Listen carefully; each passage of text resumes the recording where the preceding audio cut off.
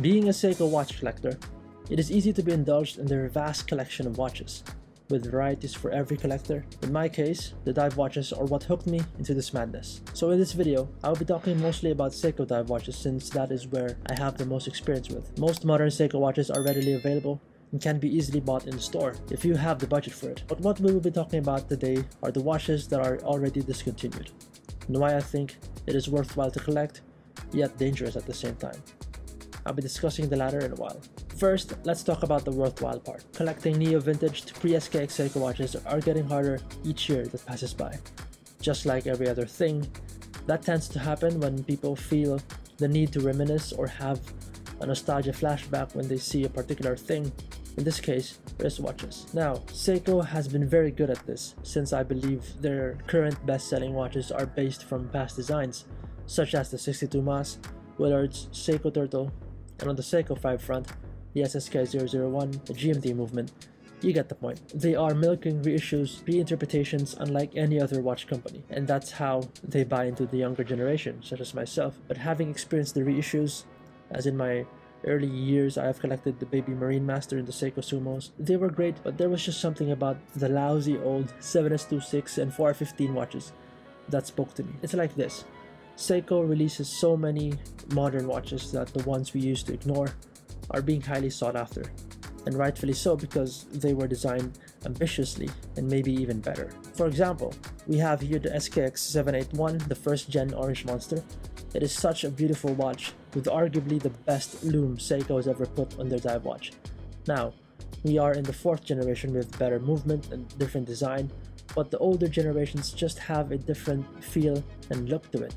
The vibe is just right, and I think it is actually the new generations we have to thank because they made the first gen look very enticing to a watch collector. Even the 2nd gen SRPU 309 is another beautiful upgrade to the 1st gen, and now it is quite impossible to find one at a reasonable price. Same goes with the Seiko Spork, a fusion of a pilot watch and a dive watch that wasn't really given much attention, but now it is a highly sought after watch, and because it is one of its kind.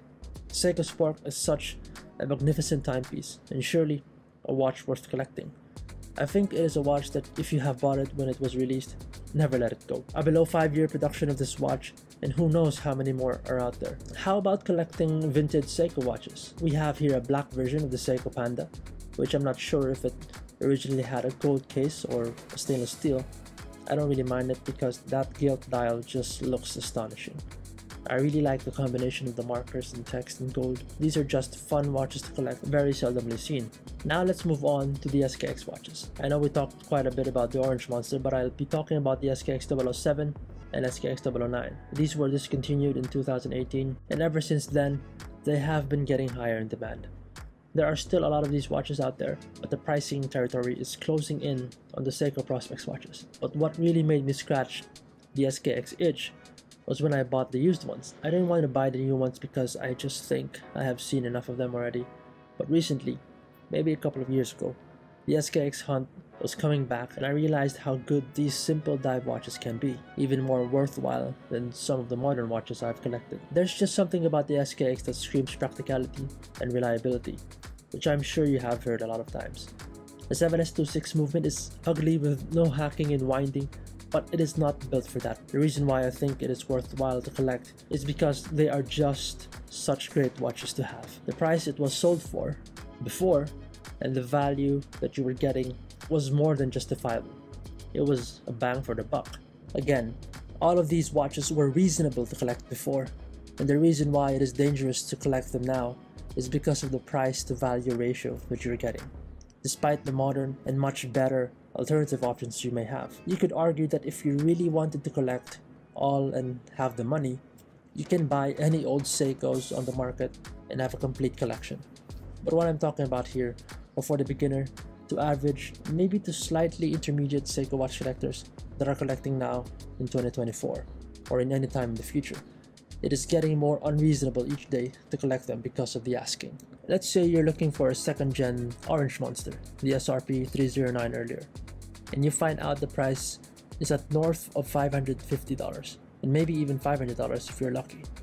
And if you are in search of that watch for a long time and one happens to pop out, you just immediately buy it because you don't know when that's going to happen again.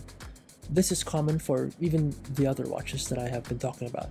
Once you are aware of the scarcity of the watch, all you have to do is not become a slave to it. Seiko is teaching this ambiguously by releasing so many limited editions, and it just so happens that the previous generations are also good-looking watches at the same time being produced at only small quantities. All I'm saying is that it becomes dangerous when you let it, because sooner or later, when Seiko does reissue the SKX 007, for example, which is probably in a long time, people would tend to go for the original rather than the newer, much better movement watch. If you are a beginner collector, I suggest you avoid the new old stock collecting method, or the NOS. It is very toxic, as the prices are outrageous. You can go to the second-hand market, but only with caution, as there are also a lot of fakes and frankens out there. The solution here, though, is to be patient in watch collecting. As ironic as it sounds, because we are literally collecting time. First of all, make sure what you like is what you actually want, then don't go overboard on your budget, and you'll be fine. It's a fun hobby, as long as it is played with limitations. Thank you for watching, and I'll see you soon. Stay safe.